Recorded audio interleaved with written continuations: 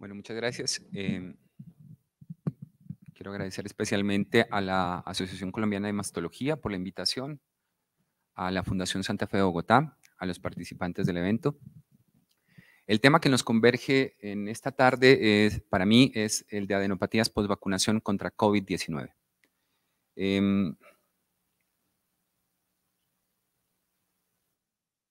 Comencemos considerando un caso clínico. Una mujer de 48 años con una mutación BRCA1, con una fuerte historia familiar de cáncer de mama, con una resonancia magnética para detección de alto riesgo, en donde no hay hallazgos sospechosos en la mama. Sin embargo, se encuentra una linfadenopatía axilar izquierda, asimétrica, y estos ganglios se encuentran aumentados de tamaño, preservan su hilo graso con una cortical de hasta 6 milímetros. La pregunta, ¿cuál sería su recomendación? ¿Cambiaría esa impresión si se supiera que la paciente ha sido vacunada recientemente? Vamos a desarrollar esta pregunta a lo largo de la charla. Indudablemente, el virus del SARS-CoV-2 o COVID-19 ha tenido un impacto muy importante a nivel global, no solamente en temas de salud como lo vivimos actualmente. Según estadísticas de la Organización Mundial de la Salud, al día de hoy hay más de 247 millones de casos reportados y desafortunadamente más de 5 millones de personas han muerto a causa de esta enfermedad. Dentro de los métodos que se han utilizado para combatir este virus se encuentra la vacunación como un elemento principal para lograr dar una solución final a la pandemia. Desde noviembre, diciembre del 2019 aproximadamente se empezó el desarrollo y un año después se empezaron a probar las primeras vacunas por parte de la FDA. Aquí tenemos las vacunas primero que fueron aprobadas por la FDA con un mecanismo que podía variar entre RNA mensajero, vectores de virus, proteínas, etcétera, con diferentes dosis de vacunación. Esto que hizo que después de la aprobación de la vacuna, globalmente se acelerara la vacunación en todo el mundo y actualmente más de 7.000 millones de personas han sido vacunadas, al menos con una dosis de los biológicos. Pero a pesar de que esto ha sido realmente muy bueno, las vacunas han sido muy eficaces y han evitado muchas muertes, pues tienen algunos efectos adversos como dolor de cabeza, dolor en el sitio de inyección, fatiga, y dentro de los efectos adversos están las adenopatías secundarias a la vacunación por COVID-19. Entonces, en esta charla vamos a desarrollar estas preguntas. ¿Cuál es la frecuencia de este fenómeno? ¿Cuáles son los posibles escenarios clínicos y cuál sería el manejo recomendado de acuerdo a las guías? ¿Cuáles son los hallazgos esperados por imagen? ¿Y qué clasificación BI-RADS podemos utilizar en los diferentes escenarios clínicos? Para comenzar, algunas generalidades sobre linfadenopatías. En el contexto de vacunación con otro tipo de vacunas es un evento raro, reportado en 1 a 2 por 100.000 vacunas, con vacunas como la tuberculosis, la influenza o el virus del papiloma humano. Desde el punto de vista clínico, podemos definir una adenopatía como una anormalidad en el tamaño o la consistencia de los ganglios linfáticos. Y realmente, cuando estos pacientes acuden al cuidado primario, la prevalencia de malignidad es baja, aproximadamente del 1.1%, pero puede aumentar cuando aumenta la edad y cuando se hace un trabajo diagnóstico adecuado y la adenopatía es persistente. Hasta un 20% de los casos pueden tener una malignidad. En esos casos, hasta el 50% o más pueden ser de origen mamario. También podemos encontrar linfadenopatías en imágenes como mamografía, como ecografía, resonancia magnética, tomografía o PET. Y como ustedes saben, las adenopatías pues, tienen origen en un amplio espectro de enfermedades, desde causas benignas, incluyendo algunos fármacos, procesos inflamatorios, hasta causas malignas como el cáncer de mama o las metástasis, por ejemplo.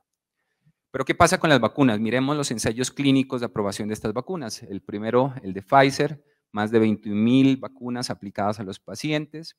Y es una vacuna, como les decía, de RNA mensajero que finalmente produce una proteína de la cápsula del virus que induce la respuesta inmune. Estas vacunas pues, producen una serie de efectos adversos leves, entre ellos el dolor en el sitio de inyección, la fatiga, por ejemplo, con una proporción alta, hasta 80% del dolor versus el placebo. Y las linfadenopatías están reportadas hasta en un 0.3% para esta vacuna, 64 casos en el grupo de la vacuna, 6 casos en el grupo de placebo, con una aparición entre 2 a 4 días luego de la vacunación y una duración promedio de 10 días. Digamos que es un evento relativamente infrecuente, pero si tenemos en cuenta el número de pacientes vacunados, puede ser una gran parte de las pacientes. Bueno, ¿qué pasa con esta vacuna? La de Moderna, un ensayo clínico con diseño muy similar la vacuna y también los efectos adversos muy similares. Cuando se analizan los eventos adversos no solicitados, quiere decir que son eventos que a los pacientes no se les preguntó, sino que los pacientes los autorrefirieron en el control, pues aparece la fatiga, el dolor de cabeza y las linfadenopatías y pueden aparecer hasta en un 11.6% con la primera dosis y hasta en un 16% de pacientes vacunados con la segunda dosis, con una aparición muy similar a la vacuna de Pfizer, un promedio de 1 o 2 días en la duración de la adenopatía. Bueno, pero ahora sí analicemos qué pasaba antes de la pandemia con las adenopatías. Entonces, antes de la pandemia, cuando una paciente acudía a un tamizaje de mamografía y tenía una adenopatía, la clasificación inicial sería un BIRAS 0 para permitir una evaluación de la mama, una evaluación de los datos clínicos de la paciente. Si luego, después de un trabajo adecuado, no habían hallazgos anormales en la mama, no había infección, no había inflamación conocida, una causa conocida, pues la linfadenopatía se consideraba sospechosa de acuerdo al léxico del 2013 del BIRAS y se recomienda hacer una biopsia, ya sea por aguja de corte o una aspiración con aguja fina, dependiendo del contexto clínico.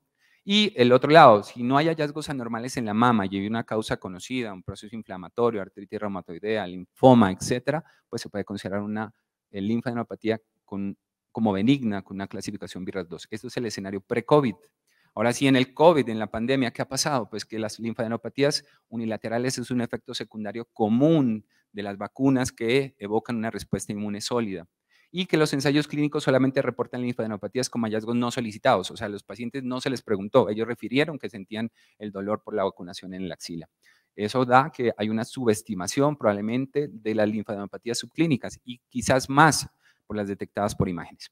Veamos qué hay hasta el momento, digamos, en la revisión de los hallazgos por imagen de adenopatías en vacunas. Esta es, digamos, la revisión más grande hasta el momento, con 1.100 artículos, finalmente 19 incluidos en esta publicación, y encontró que la linfadenopatía se identificó tanto en la primera como en la segunda dosis, con una frecuencia, miren ustedes, de hasta el 44% en las vacunas de Pfizer, 25% en la vacuna de Moderna, un poco menos en Oxford, pero había menos estudios con esta vacuna y en algunos casos no se reporta el tipo de vacuna o el nombre, digamos, comercial.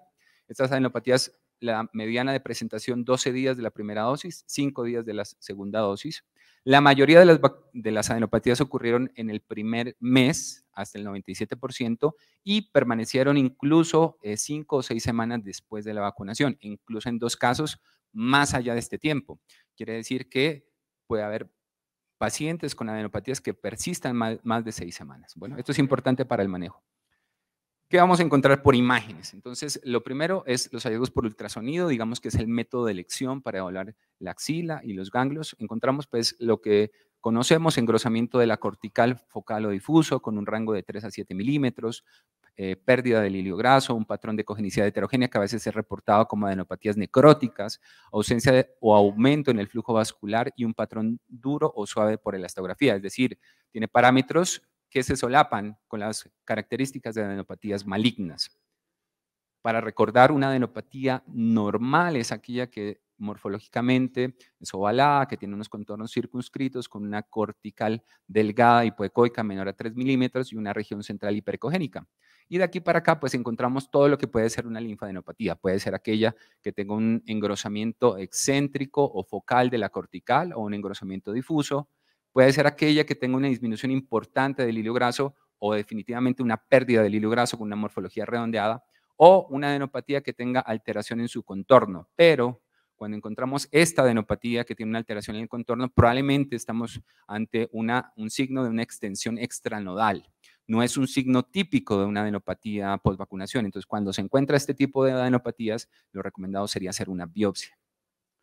Por imágenes mamarias, por mamografía, pues encontramos básicamente lo mismo, ganglios aumentados de tamaño, que conservan la morfología con engrosamiento de la cortical. Esta paciente además tenía un engrosamiento trabecular de la mama por el proceso inflamatorio que había generado. Y esta es la correlación en la ecografía. En resonancia, básicamente igual, pueden haber ganglios que realzan con el contraste, que presentan restricción, con alteración en su morfología y pérdida de su hilo graso. En este ejemplo, una paciente que se le hizo una resonancia 50 días después, pocos días de la vacunación después, aparece este ganglio con disminución y pérdida del hilo graso y con una morfología redondeada y aumentado de tamaño.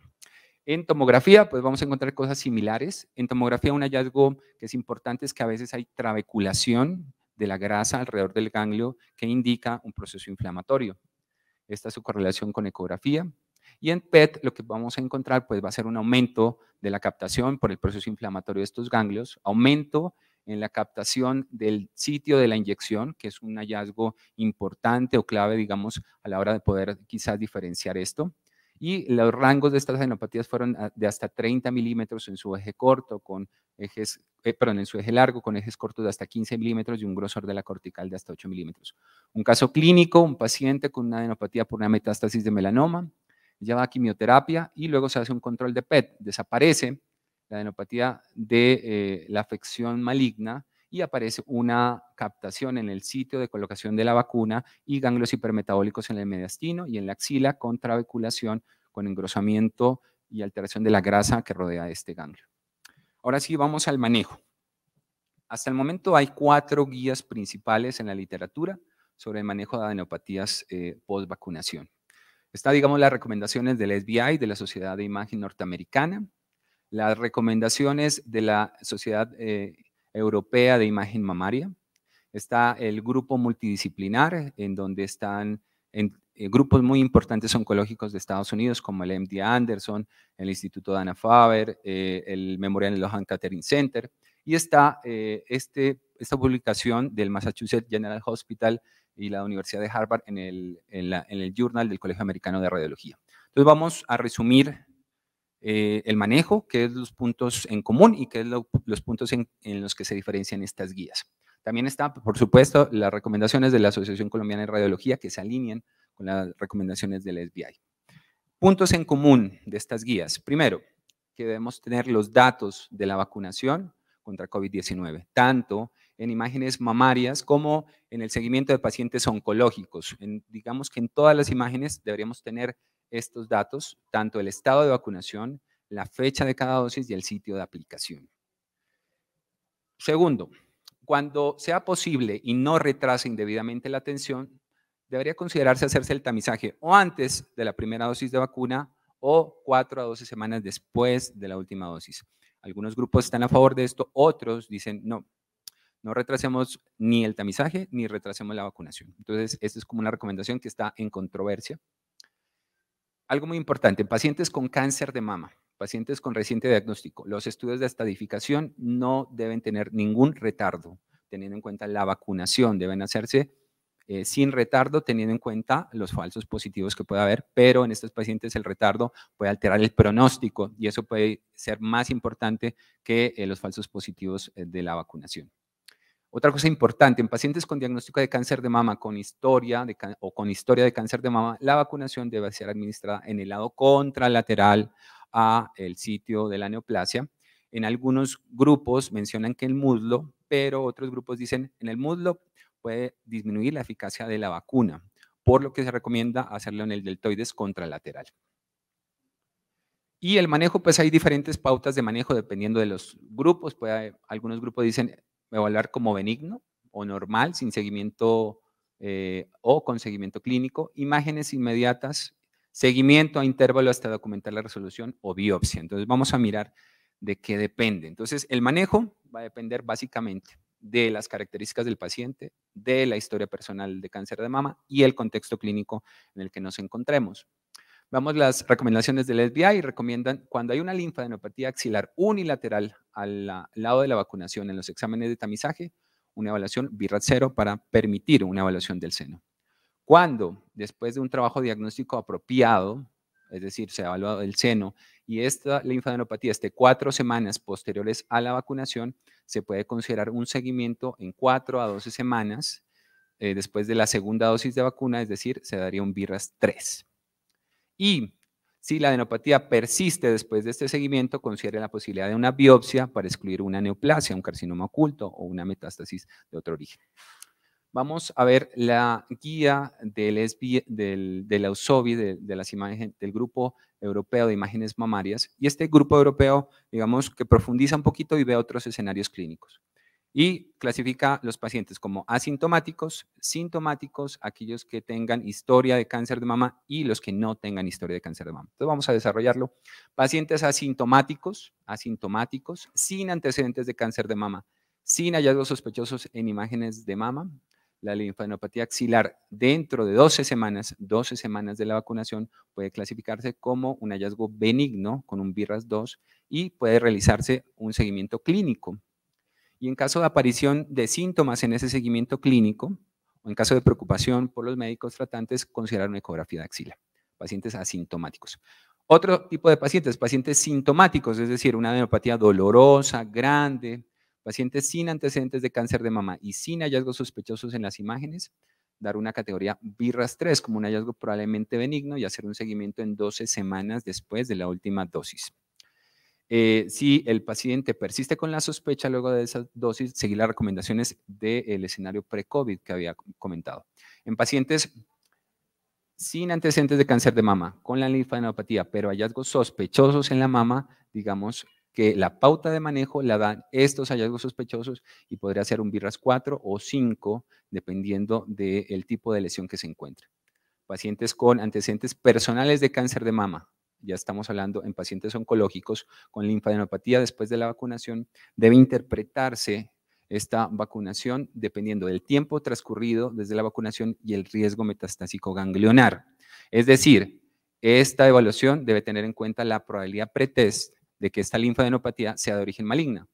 ¿Qué tenemos que tener en cuenta? El sitio primario de la neoplasia, las vías de drenaje linfáticos comunes, el tiempo después de la vacunación, el pronóstico de este paciente, el perfil de riesgo, y es una oportunidad para hablar con el paciente, ver qué es lo que él quiere, cuáles son sus miedos, y esta comunicación con el paciente puede afectar la decisión también.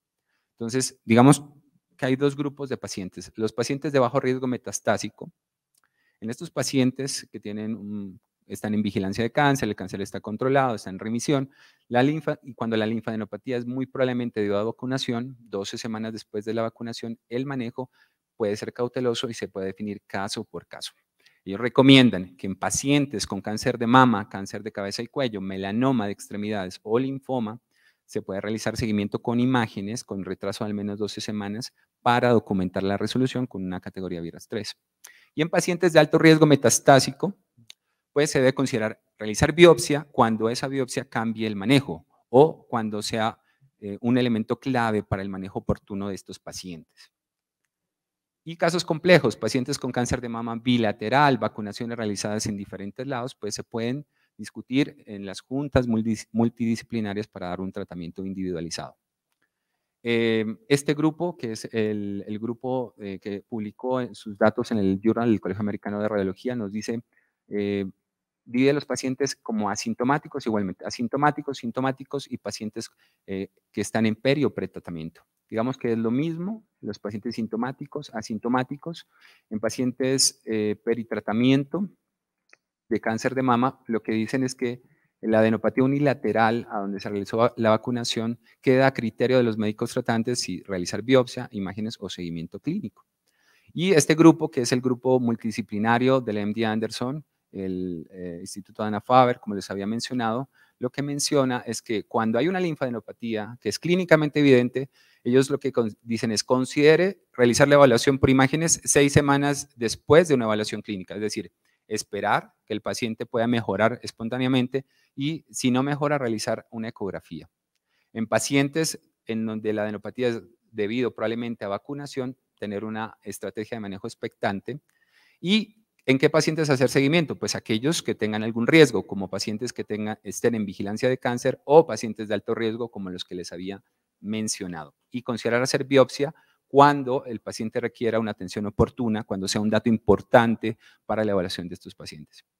Linfadenopatías contralaterales al sitio de vacunación no entran dentro de estas recomendaciones y deben manejarse con los protocolos estándar. En resonancia magnética, como la que mencionaba el doctor Romero, de pacientes de alto riesgo, cuando se encuentra una linfadenopatía axilar dentro de 4 semanas posteriores a la vacunación, se debe hacer un seguimiento por ultrasonido y la categoría sería un BIRAS 3, que es el caso clínico que coloqué inicialmente. En resumen, ¿qué dicen estas guías en resumen? La mayoría de ellas, pacientes asintomáticas, cuando se ha hecho la vacunación entre 6 a 12 semanas antes y se encuentra la adenopatía, se podría dejar como un BIRAS 2 y hacer un seguimiento clínico. Pacientes sintomáticos en axila, no en mama, en axila con ganglios alterados, se puede considerar en algunas guías un BIRAS 2, otras guías hacer un seguimiento de lo que se puede considerar. Pacientes con hallazgos sospechosos de mama, digamos que la pauta lo marca el hallazgo sospechoso en mama. Y de acuerdo a eso va la clasificación y tomar biopsia de esa adenopatía depende del hallazgo sospechoso y depende de la adenopatía, digamos, si es muy sospechosa también podría tomarse muestra. Pacientes con antecedentes de cáncer de mama y bajo riesgo metastásico axila, considerar un seguimiento, como lo habíamos mencionado, y pacientes de alto riesgo de metástasis axilar, considerar tomar biopsia cuando se requiera para el manejo. Digamos que este es en resumen lo que dicen las guías en la actualidad.